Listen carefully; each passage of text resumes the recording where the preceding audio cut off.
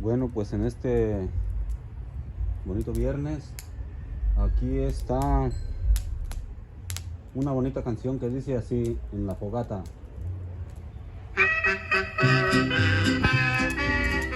Hoy nomás,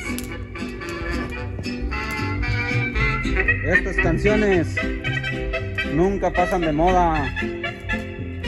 Música muy alegre y dos trabajadoras de campo.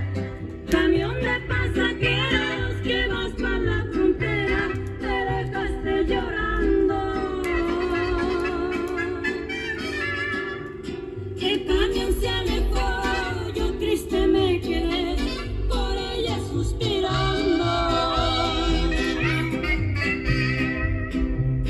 Después de muchas horas de estar como perdido en la sala de espera, tal vez ella muy lejos contemplaba el paisaje allá en la carretera.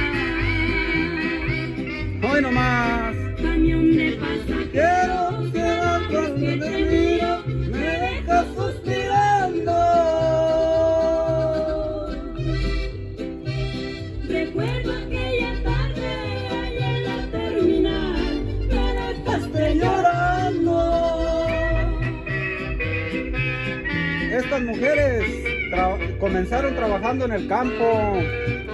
Como cualquier trabajador que cultiva en la tierra, andaban piscando uvas, naranjas y de todo, y terminaron grandes artistas.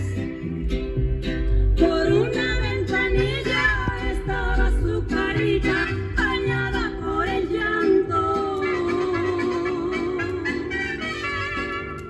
Camión de pasajeros, ¿por qué te la llevaste? Se la adoraba tanto.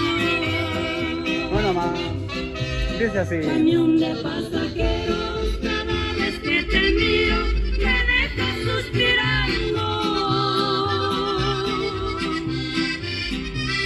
Recuerdo aquella tarde allá en la terminal, me dejaste llorando. Ahí tienen.